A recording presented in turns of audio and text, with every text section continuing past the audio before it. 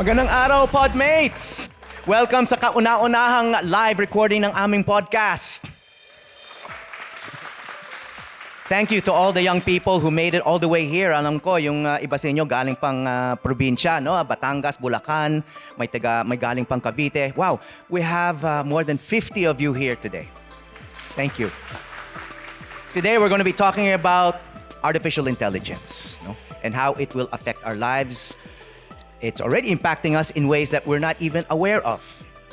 So I want to introduce our expert guest for today, a longtime colleague and friend, Mr. J. Mark Tordesillas, journalist, technologist, and media advisor on AI, Harvard Nieman Fellow, and former editor-in-chief of GMA News Online. J. Mark! Thank you.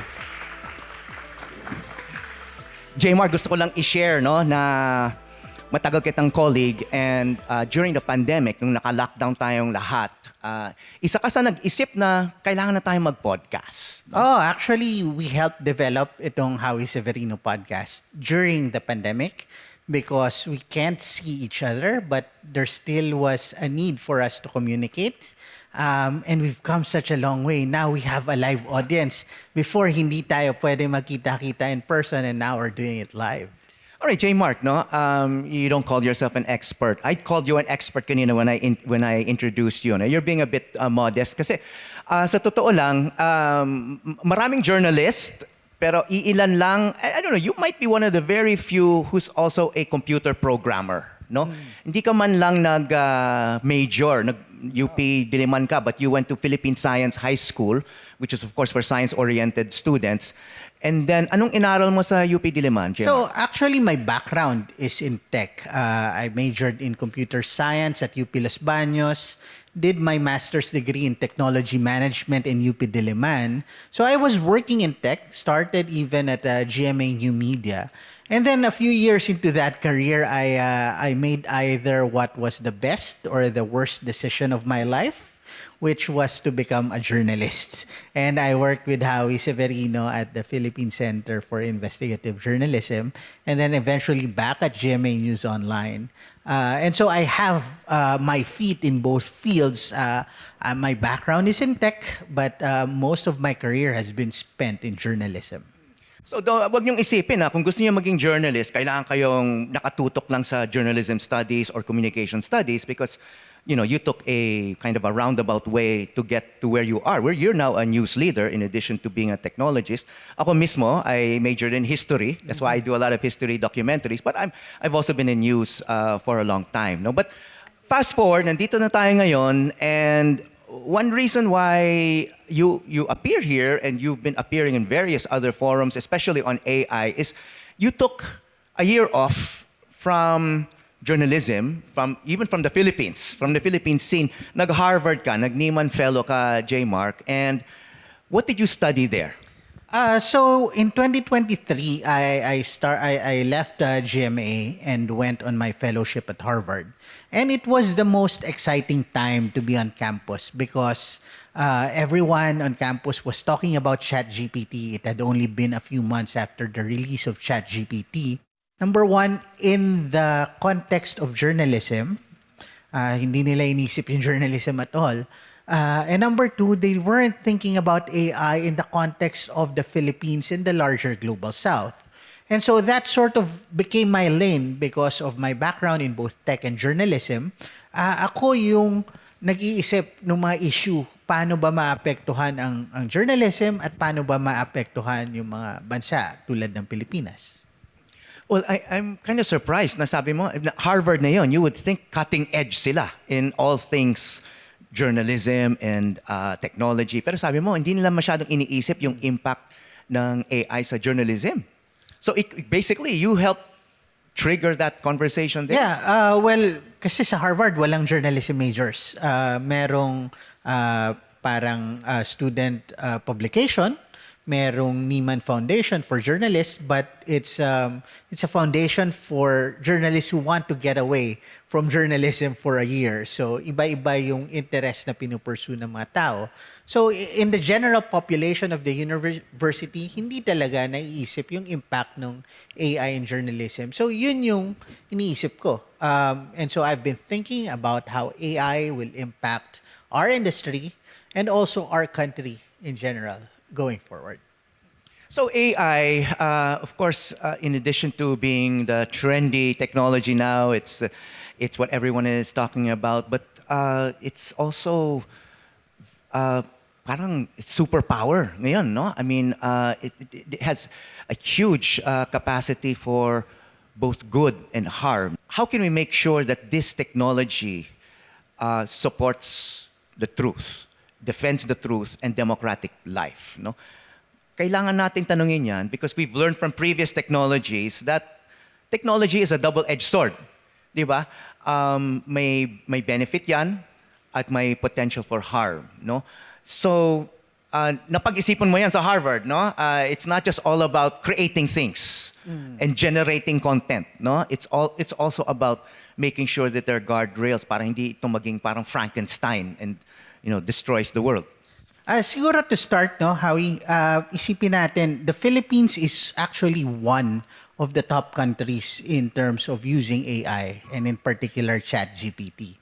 And when I started thinking about it, there was a very funny graph that I showed you before, where the search interest for ChatGPT would spike when classes would start, and it would dip when it was vacation time. Kitang-kita mo pag Christmas, pag undas, pag summer, bababa. So alam mo na kung sino yung gumagamit ng ChatGPT. Ewan ko lang for what, but it's a very good data point to present. Now, medyo ngayon nag-level off. Now everyone seems to be using AI, but it started with the people that we're with today. It was students who pioneered the use of AI here in Can the I just Philippines. pause you there? I just want to ask the audience now. No, narinig niyo si J. Mark, nag-spike pag nag-uumpisa yung. So, let's do an honest survey. Sino sa inyo ang gumagamit ng ChatGPT in your daily life Or and in kahit school? anong AI models.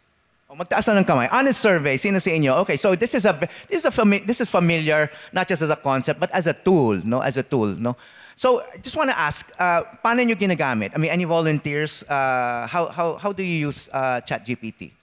Gwyneth Aristo from De La Salle University, Dasmariñas.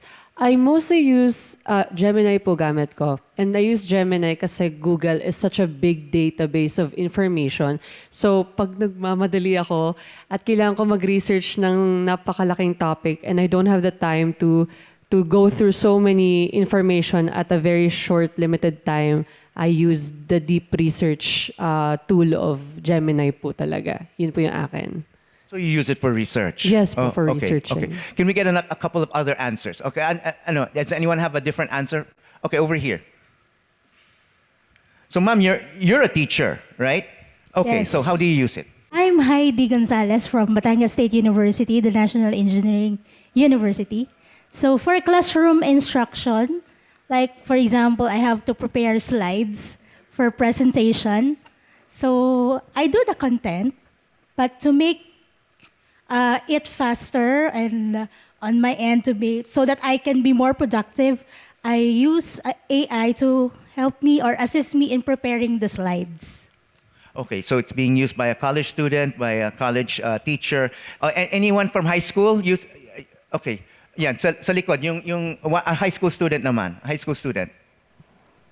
Good morning, Sir Howie. Ako po si Marcus Nubla from Marcelo H. Del Pilar National High School. At ako po personally isang campus journalist. Lumalaban po ako sa mga press conference.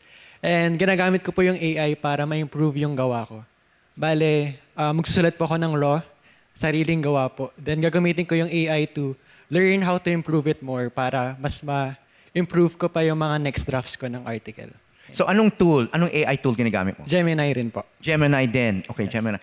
So J-Mark. Alam mo, Howie, kung bakit Gemini? Kasi galante sa free tier ang Gemini. So you can ask a lot of questions to Gemini even if you're on the free tier. So nabanggit mo kanina kasi ChatGPT. So what's the difference? No, basically they're all similar. Some chatbots are better at some tasks than others, but the differences are negligible. At this level, parang pare-pareho na yung level ng mga chatbots like yung ChatGPT, yung Claude, at saka itong Gemini. So what do you think of yung uses nila? She uses it for research. She uses Gemini. A gentleman from Marcelo Senior High School uses it to improve his presentations. Si Ma'am is a teacher who uses it for classroom preparation. Lahat yan legit, no? But is there anything they should be wary of or careful about? I think before them, no, let's talk about us muna. I've been doing workshops As journalists. as journalists, our industry. I've been doing workshops around the country to talk about how we could use AI for our work. And the first thing I say is that our audience is already very familiar with AI tools. They're ahead of it than us. And obviously, they search a lot of it on Google to find the latest models. And yet, in the newsrooms, even here at GMA, there's some hesitation about using AI. And it's a problem because our audience is ahead of us. We don't understand the technology well enough. And how can we report on it and explain it to our audiences if we don't understand it well enough ourselves? And this is a movie we saw with social media before, where the audience was also ahead of us, the trolls were ahead of us, diba? Before makakatch up yung news industry. So, importante for our news industry to understand how to use it ethically, and where the red lines are. Baka nagtataka lang yung mga estudyante, journalists nahuhuli. Bakit tayo nahuhuli? Why are we hesitant to use such an important and powerful tool?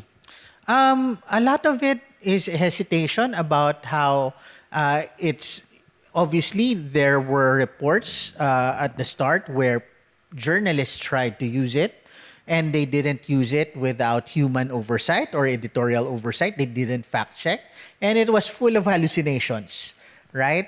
And so that's a problem. Define hallucinations first. Hallucinations is when AI very confidently says one thing pero hindi siya accurate, right?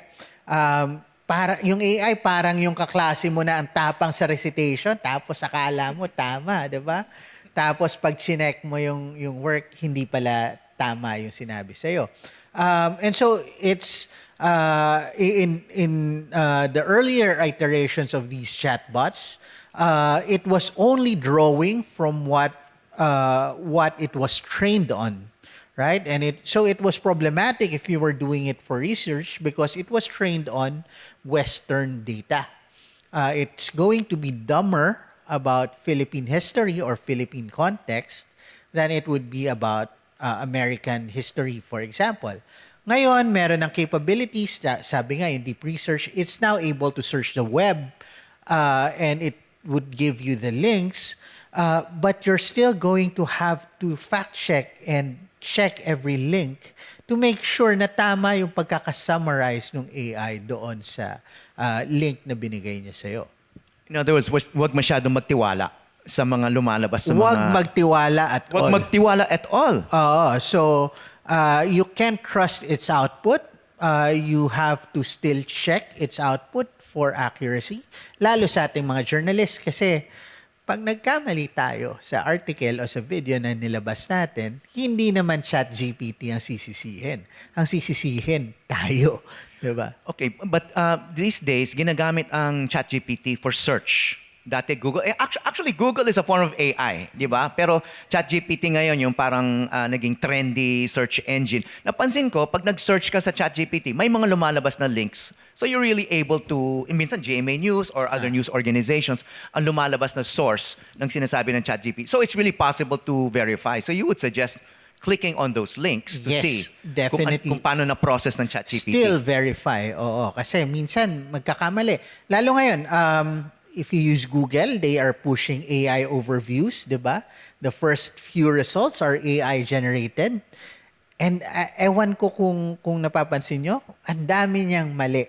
Di ba? If you only read the AI summary, usually magkakamali siya once every 10 times. And so that's not acceptable for journalism. We have a lot of journalism majors here.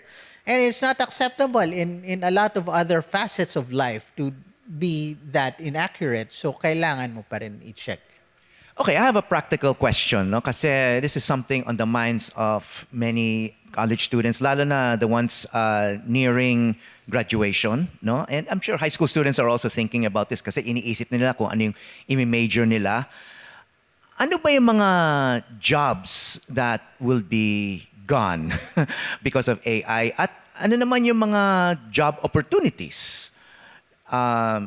I'm sure that this is a medyo broad question yan, no? But maybe just off the top of your head, ano yung mga trabaho na maaring mawala in the next couple of years o baka nawawala na, no?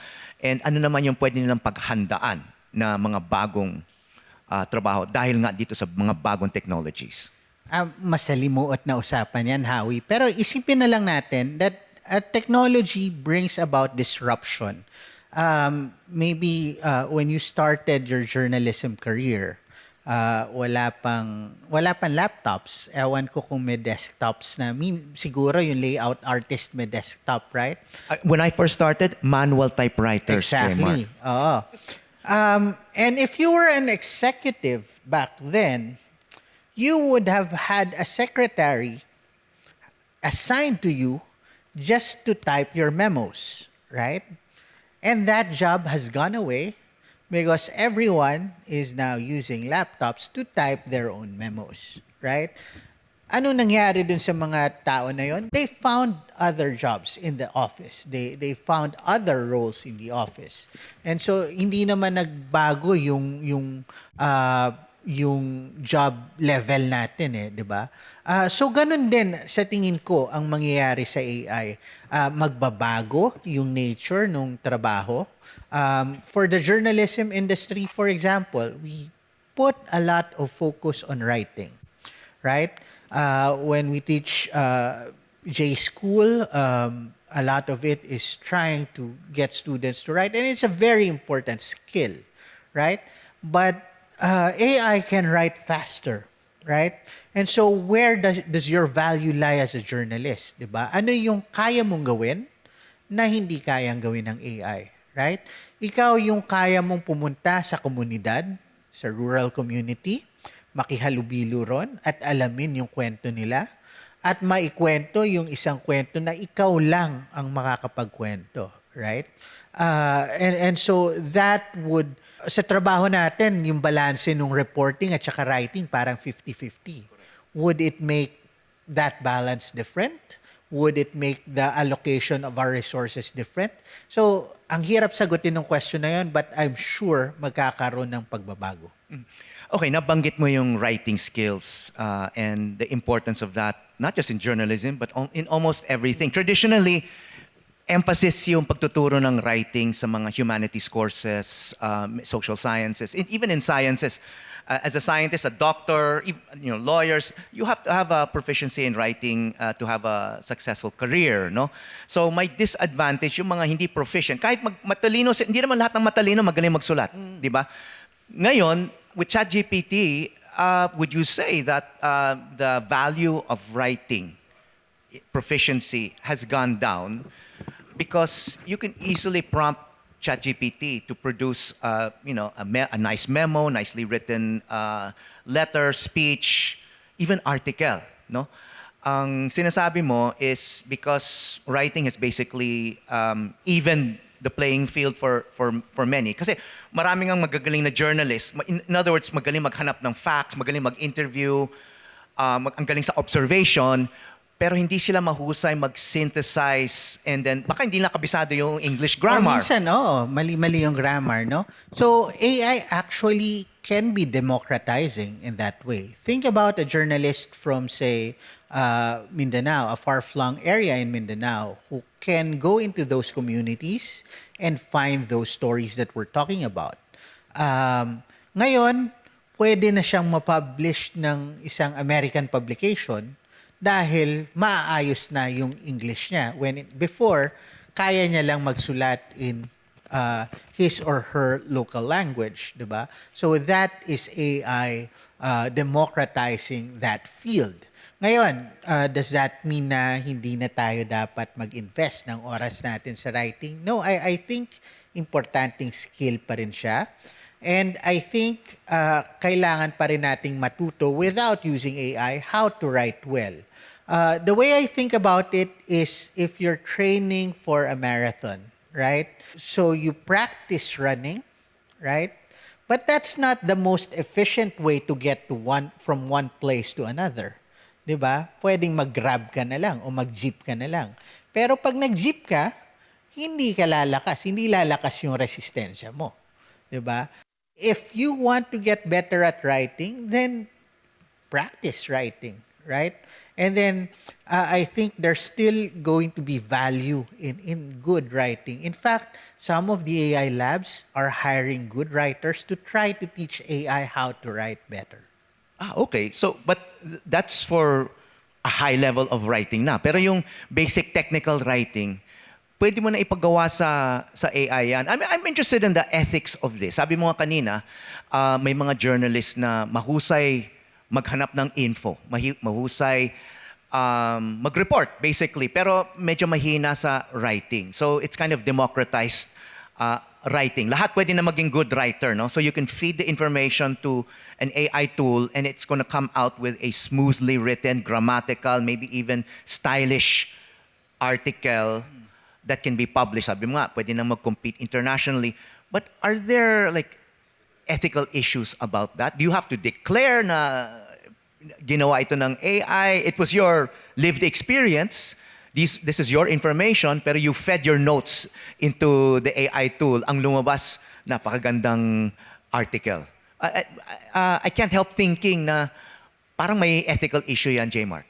Yes, I think, syempre, ang background natin, journalism, nasa isa sa mga tenets natin yung transparency, 'di ba? Na i-declare paano ba natin ginawa itong storya na to. And so ideally people would declare when they use AI tools for writing, but the reality right now is that you see all these Facebook pages pretending to be news organizations and their output has all the hallmarks of AI writing. They're not even, they're so lazy that they don't even take the time to get out all those hallmarks. Yung mga M-dash, yung mga it's not this, it's that, di ba? At saka yung sobrang dramatic. It's not just a lost cat, it's a heartache. Di ba? Yung sobrang purple prose. Nakikita natin sa Facebook, meron akong mga fina-follow na so-called thought leaders na parang biglang gumaling sa English. Merong biglang boomer na to pero ba't ang daming emoji ng post niya? 'Di ba? How did he do that if he were typing on a desktop computer, right? Howie, do you know how to insert emoji into your writing?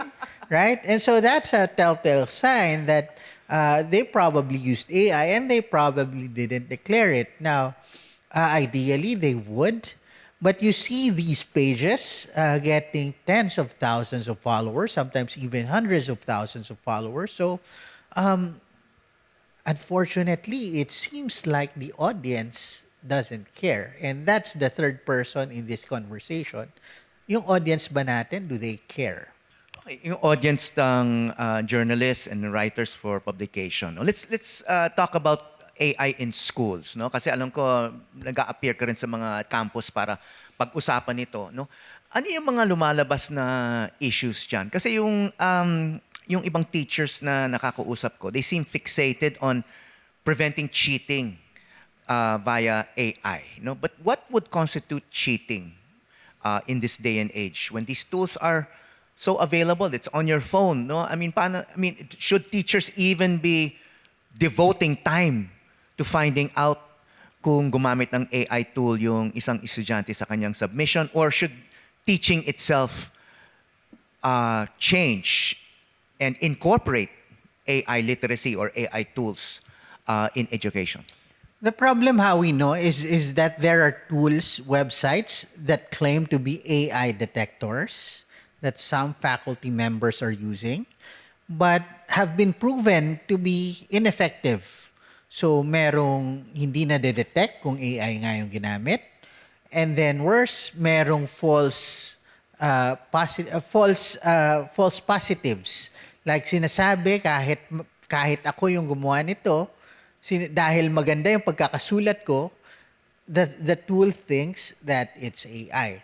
For the longest time, we've used writing and English language writing as a way to measure the critical thinking skills of students. I think there needs to be a larger conversation about whether that's still effective. So, merong mga techniques like other teachers would require longhand writing na hindi ka gagamit ng laptop, gagawin mo sa classroom para may baseline sila ng writing level ng mga estudyante nila. And then, pag biglang gumanda yung writing, then that's a telltale sign na nag-AI yung estudyante. When I was at Harvard, I took a history class. And I took it because it was about countries that the U.S. occupied, which obviously the first country they occupied was the Philippines. So I just wanted to see how the American professor would teach our history. And there was a very interesting policy in that class where the professor said, I allow students to generate papers using ChatGPT with one catch.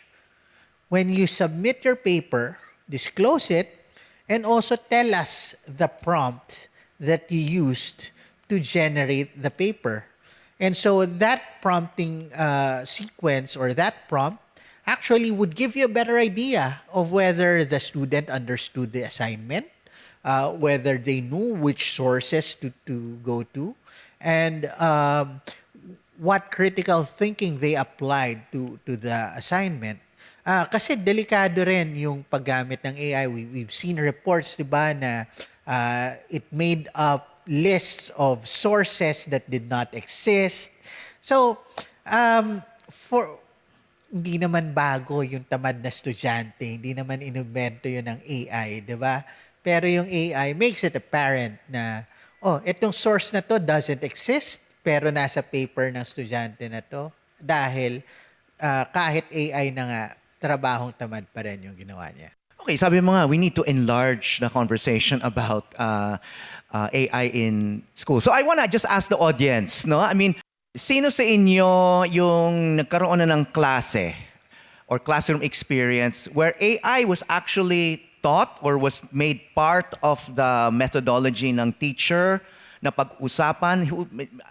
Is it become part of the classroom conversation? Yes. Good morning. I'm Farina Manzano from Adamson University. So yes, it was introduced to us. We were asked to write about the recent issues for our contemporary world, about the certain issues that we want to focus on. And then our prof stated na we can use AI to assist us. We just have to disclose it and sabihin na we used AI assistance to write. Yan po. Thank you. So may disclosure, but you can use it for research. I mean, what do you think of that, J. Mark? Baka wala nang gumamit ng mga iba't ibang website, no? Yung Britannica Encyclopedia dati. I mean, my brother and I used to have a set na mga libro mismo sa, obviously obsolete na yon, but then you have that online now. But now with ChatGPT, you can actually get rid of online libraries and just rely on that.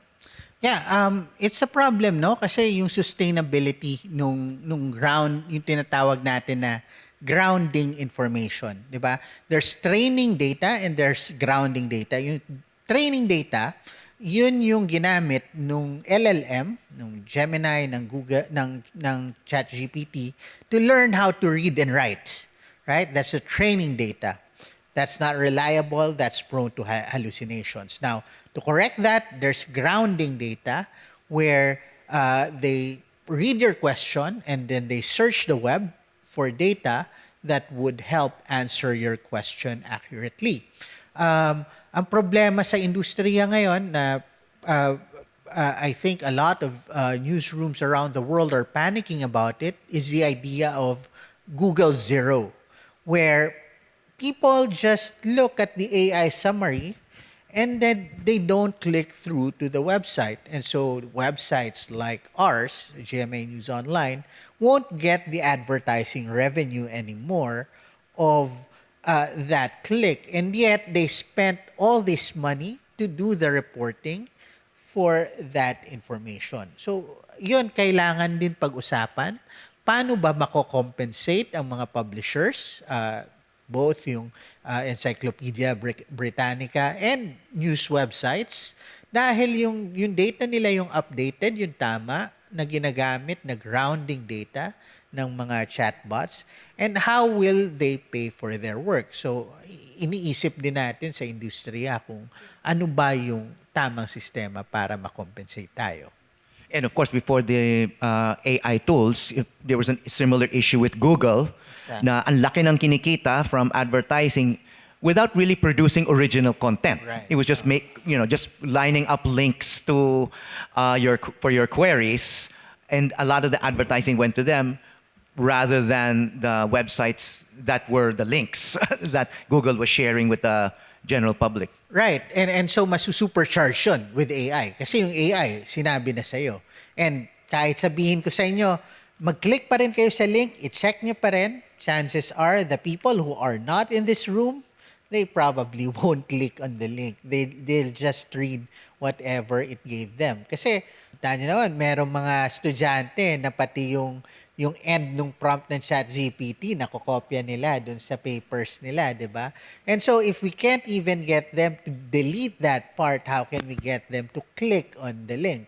Now, there are news organizations, including GMA, who are trying to figure out how to use AI to derive more value for them. I think an organization like GMA, for example, is well positioned because merong data galing sa Reuters Institute na Filipinos would rather watch the news than read the news. And so if you're a TV broadcaster or a video publisher, then you're in a good position because now you can take your reports, turn them into short-form video. The Howie Severino podcast is one of our first projects dito sa DigiLab, which was created specifically to create short-form video. And iba-iba yung magiging strategy ng mga AI, ng mga media companies. Meron ding media companies who are keeping data to themselves and then selling subscriptions to that, and they would put AI on top of that. So you can talk to their archives if you're doing research, but you need to pay for it. So iba-iba yung naging model at mga strategy ng mga media companies. Okay, I just want to again ask the students, no, are AI tools actually being taught to any of you, yung AI literacy? Sinabi ng estudyante kanina na pwedeng gamitin pero kailangan i-disclose. But itong methodologies, itong mga sinasabi ni J. Mark na actually pwedeng ituro, no? Are these being taught to any of you? Meron na bang classroom instruction? Hi po, sirs. I'm Misha po from UST. And actually, it's not a class po, but actually one of the programs po nung organization day po namin. So meron po kaming naging org day na pangalan po is AI in Ink. And one of our speakers po na mention niya po na AI po, ang ginagamit niya pong knowledge is yung binibigay po ng users. So bale nagsisirculate po yung knowledge niya. Yung pinoposit po ng users is yung bumabalik po sa new users na nagtatanong. So with that po, tinuruan po nila kami on proper prompting and paano po na ang dapat po naming ibigay sa AI is tamang mga information po para ang ibibigay po ng AI sa ibang tao once nagtanong sila is also tamang information. What do you think of that, Jamar? I think that's a good approach, no? What I tell media organizations when I do workshops, AI is not a good source of information, but it's a good tool for processing information. Kanina, merong use case na meron siyang sariling gawa and then he feeds it to AI and it comes up with a better version or a more grammatical version of his story, then that's a good use of AI. Nakita rin natin, on the other hand, merong mga media organizations, they used AI to generate articles and they published it without any editorial oversight, and it had so many hallucinations, and so it was embarrassing for them. And so I think that's a good framework to think about AI. It's not a good source of information, but it's a good way to process information. So now it can even process code, programming code. It can process data. Well, nabanggit mo that AI can now write code. No, that used to be a major occupation for a lot of people. I know you write code, Jamar. So is that an endangered occupation now? No. In fact, it has made programmers more productive. I've been working on several projects that I wouldn't have been able to do if I hadn't used coding agents. So like I mentioned kanina, tech yung background ko. So I have a computer science background, but I haven't been doing programming in years. So huling-huli na yung knowledge ko. But I still know how to do architecture of programs, right? Of websites. And so I've been able to use that to be more productive. So sa coding kasi kakaiba eh. Yung coding is not the fun part. The fun part is imagining the site or the app, imagining how it works, and then the coding is the hard manual labor part. So, importante pa rin yung programmers na naiintindihan ano ba yung gine-generate ng AI. Tama ba to? I-check mo kung may errors, may bugs. So, magbabago rin yung, again, magbabago yung nature ng trabaho. Hindi ka na nagsusulat so much ng code, pero ikaw yung nag-check. Tama ba yung ginawa nito? Tama ba yung architecture nito? Is it connecting to the right data sources? Mag-iiba yung nature ng trabaho. Okay, I want to open up the floor now for some of the questions students have submitted. Let me call on Jewel Amanda Carlos from Marcelo del Pilar High School. Hi, good morning. Yes, I'm Jewel from Marcelo H. Del Pilar National High School. My question, first, let me give a primer on a certain piece of vocabulary in the question which some might not be familiar with. In the status quo, artificial intelligence engineers, programmers, and technologists have been creating the efforts to grant AI the ability to have qualia, or in other words, humanizing AI and granting them the capacity to process the complexities of subjective and qualitative experiences like we humans do. As a journalist, do you think integrating qualia into AI would be beneficial for the journalism community and our overall society, or would it be a detriment, and why? Thank you. Is it helpful for journalists? I think it could be because a lot of journalists we know, Howie, they say, and siguro yung mga andito rin major in comms or journalism, they would say, nag-comms ako o nag-journalism ako kasi ayoko ng math. Diba? I don't want to deal with math. Now, if you have an AI where you can ask, who are the top flood control contractors in this area, instead of doing code or doing math, right? And it actually answers you accurately, then that is a benefit already to journalism because what it does, it takes your natural language question, it turns it into code, and it queries the database for that code, and it again answers you in natural language. Diba? So kahit takot ka sa numbers, nakita mo pa rin, nakuha mo pa rin yung storya na kailangan mong hanapin. Okay, we have a question from Altrix Tangilan. My name is Altrix J.D. Tangilan from Jose Rizal University. Thank you so much. So my question is, what is the possibility that AI can be an effective and reliable tool for medical students in verifying one's sickness? Yeah, and I think related to that is not just for medical students but for patients, no? Malaking problema sa Pilipinas in a lot of poor countries, kulang sa access sa healthcare to medical personnel. That's why napaka-popular din yung mga albularyo, yung mga faith healer, etc. Hindi nakaka-afford ng scientific diagnosis. Pati mga fake doctors on Facebook, di ba? Na kung ano Meron na din, no? binibenta. So, I mean, I guess that's also related to this question na does AI open up this new vista of service where that's affordable, that's accessible. Basta may ChatGPT ka na meron kang symptoms, pwede ka pa magpa-diagnose sa AI tool.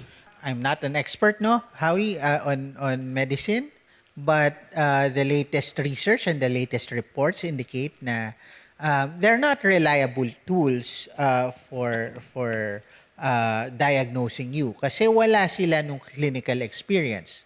Now, there have also been studies and hindi pa to super na review na final na, di ba? But there are early indications that it's helpful for doctors who have the clinical experience na na-augment ng AI yung trabaho nila. Okay, famously a few years ago, one of the so-called godfathers of AI, si Geoffrey Hinton, sinabi niya, in a few years, there will be no more radiologists because papalitan na ng AI. Ang radiologist sila nag-analyze radiologist. ng X-ray. Ng X-ray, oo. Because AI can now read images. What has happened, Howie, is the opposite. Mas dumami pa yung radiologist. And yet, a lot of them now are looking into AI tools to help them process more information.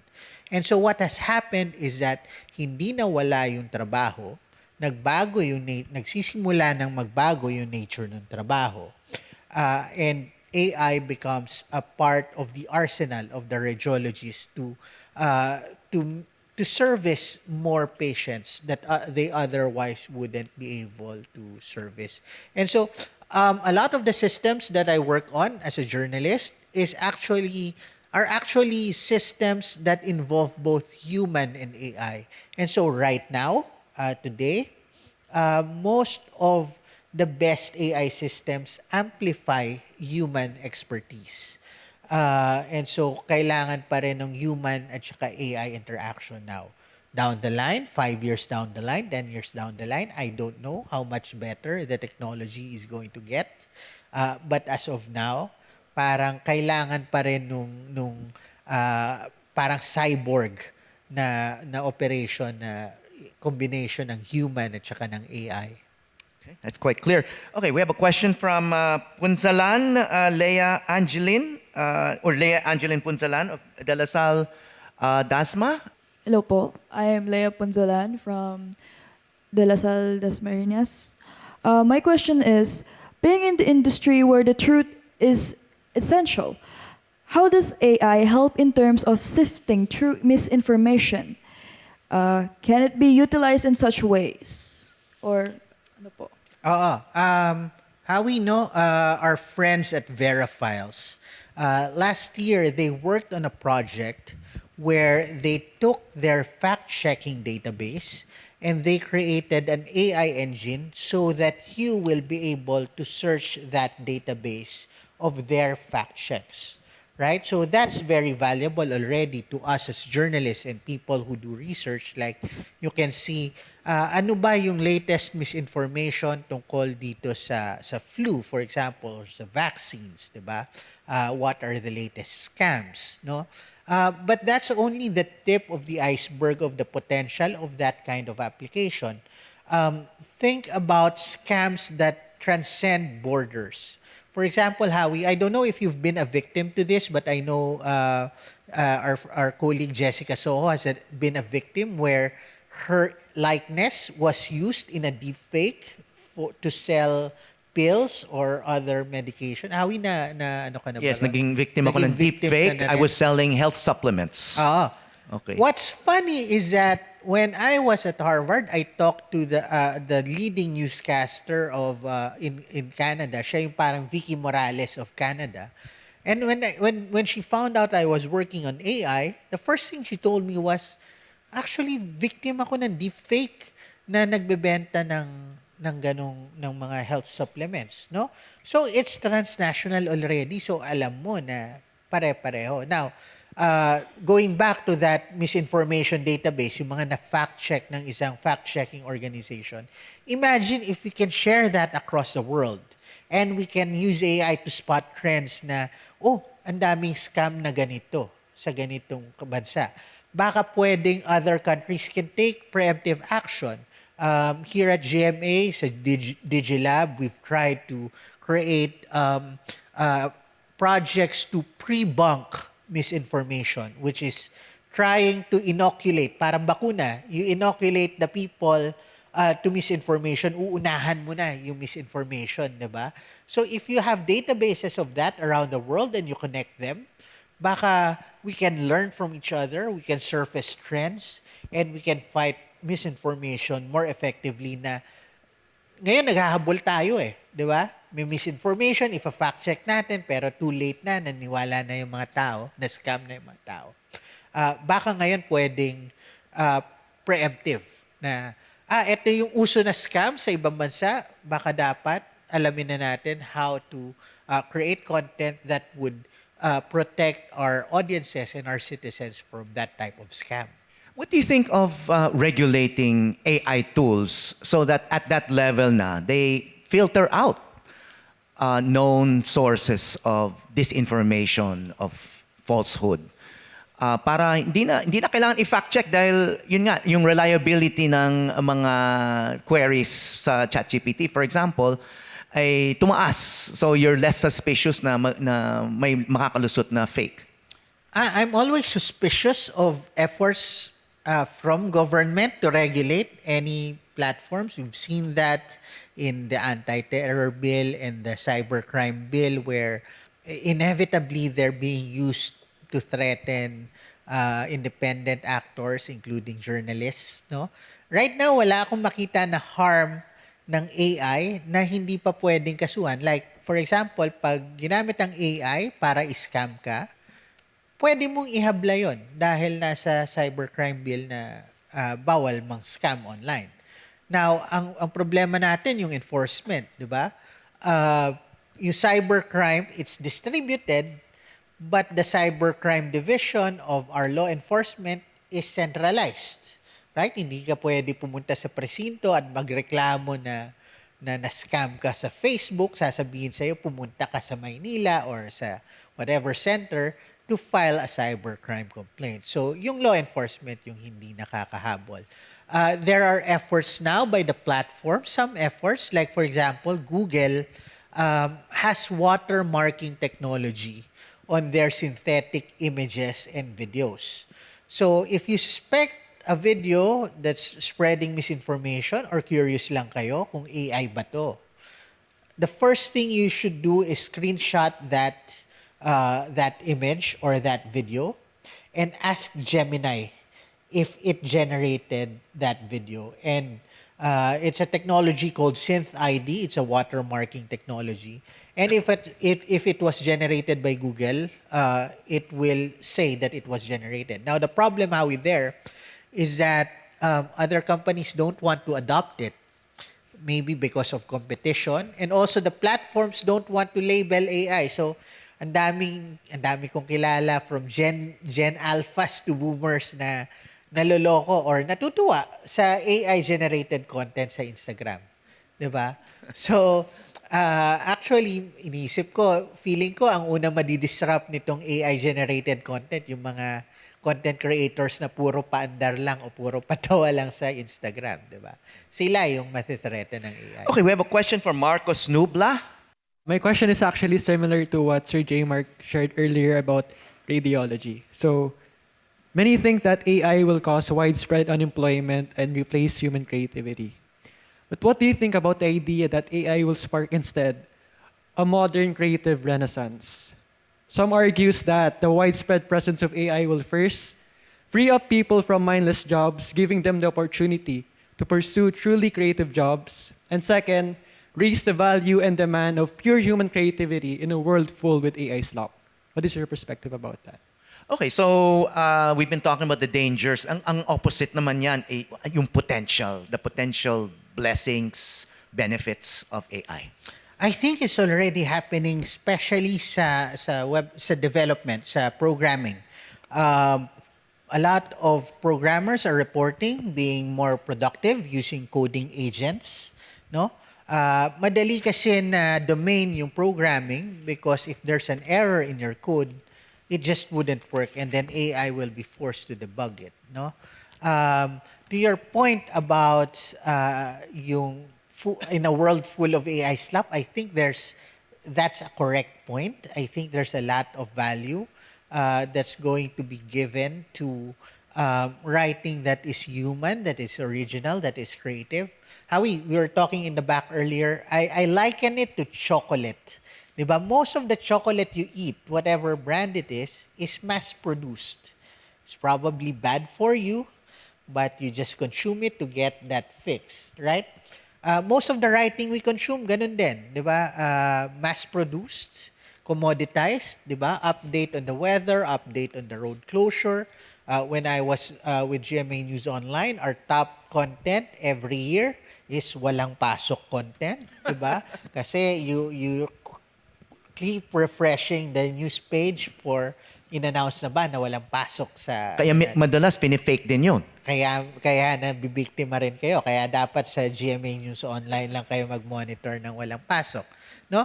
Okay, but back to the chocolate analogy. Most chocolate is mass-produced, but there's artisanal chocolate that people pay a lot of money for. That's not produced by machines, that are handmade, right? And I think that is how it's going to change the writing landscape, where there's writing that's handmade, that people are going to be willing to pay for. And I hope it also applies to all other creative industries na in a world full of slop, baka meron pa ring space for our artisanal products. Okay, before we leave the question of a creative renaissance because of AI, I just want to ask people in the audience, may experience na ba yung iba sa inyo creating things using AI? Aside from writing, no? Ang kadalasan, ang alam natin, ChatGPT, Gemini, which creates writing content. Hi, I'm Janine Miranda of San Rizal University. Recently, I used AI to make an ad for our subject in credit and collection. It's about we made our own lending company, and we have to make a promotional video about it. What I did was I feed prompt information to CapCut images, and then it generated images, and then I used Grok to for animation. So napagalaw niya yung images na firstly create ng isang AI, and then I made it a video, and then pinagsama-sama ko yun, and then I did the voiceover, and then I produced this whole ad, a 2 minutes ad using just AI.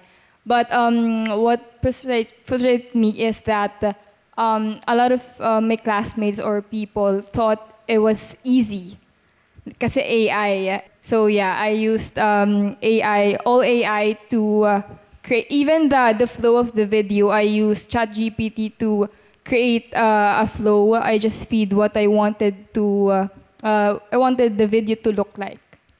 Can I ask, did your teacher know? Pinaalam mo muna na Yes, gagamit ka ng AI? Did she encourage you to use it? Not encouraged, but it was permitted. We can do anything, any way to make the promotional video. A lot of my classmates just use videos from online, and then they just changed the voiceover. But I thought, I want to make it our own, pero hindi naman ako magaling mag-edit or to really animate videos. So I searched or asked my other friends if they know an app or a website that I can use. That was very interesting because, of course, she used AI tools to develop and to create that video. Pero ginamit din niya yung skills niya to come up with a good enough video. But at the same time, she admitted she used AI to compensate for the skills she did not have. Exactly. Kasi hindi siya marunong or magaling mag-video edit. Right. So, nagkaroon pa siya ng advantage over those na magaling mag-edit. Oo. Pero nakikita natin yun, no, sa mga AI videos. The best AI videos actually have good script. They have good storytelling. And so if you can't tell stories well, you can't tell stories well with AI. So it's going to be, like I said before, magbabago yung nature ng trabaho. Ngayon, baka hindi kailangan na magaling ka mag-edit, pero kailangan magaling ka, alam mo pa rin yung kwento na gusto mong ikwento. Now, that might not play well with our industry where others' jobs may be lost or the nature of jobs may change. It reminds me, Howie, of our projects at PCIJ last year where I turned a video, an article by Sheila Coronel into a 30-minute video that's animated and voiced using AI. So it was well received. It went viral around the world as an example of what they call liquid content. So liquid content, the idea is you use AI, susulat ka ng article, AI can turn it into a video, AI can turn it into a podcast with little human effort. No? So I created that video in 2 days. If I had to work with humans, it would have taken me weeks. And so it was well received around the world, but the big pushback we got here in the Philippines were from communities of artists. Not because, hindi man lang dahil feeling nila mawawalan sila ng trabaho. That wasn't even their fear. Their problem with it was the PCIJ, and we were using image generators, which they say, and accurately too, stole the work or trained on artists' work without permission and without compensation. And so there's the ethical part of that too. Na yes, we were able to produce, but there's a certain part of the audience who won't like that because of the ethics of it. And yet, But knowing na may ganong pushback, how would you have done? How would you do it in the future?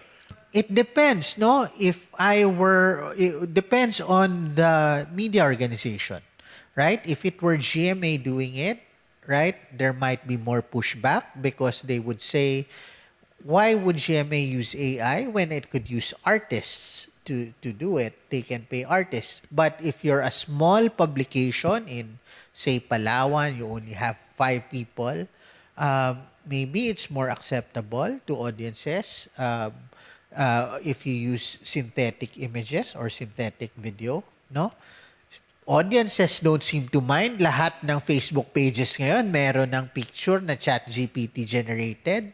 Kayo, siguro, sumali rin kayo dun sa trend na make a caricature of myself and dun sa ChatGPT. And if you were on Facebook or Instagram, people were using ChatGPT to generate pictures of themselves. So, it's evolving, yung attitudes ng audiences. But that's something that news organizations would have to reckon with. Ano ba yung attitude at saka comfort level ng audience dito sa ganitong type ng media? Okay, good advice. But so one last piece of advice. No? So what can you advise students on how to prepare for a future where AI becomes an even more dominant tool in many, many facets of life? I think they're already doing it. I think they're already experimenting. There are a lot of resources online. We'll talk about them later in our workshop too, about how to use it for your work. But then again, I go back to the marathon analogy, no? Kailangan matuto ka pa rin tumakbo. Hindi pwedeng nag-grab ka lang from dahil hindi ka lalakas, hindi lalakas yung resistensya mo. So know when to use it and know when you have to put that constraint on yourself not to use it so that you get better at the skill that you're trying to do. So, for example, if you want to learn video editing, don't take that shortcut of using AI kasi hindi ka matututo ng fundamentals ng video editing, right? And same for writing, same for programming.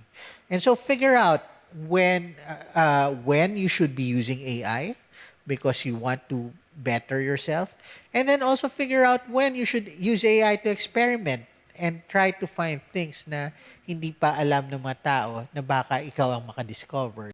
Somebody else had their hand up in terms of creation, experience with creation, yung mga hindi pa nakakapagsalita, yung nasa gitna.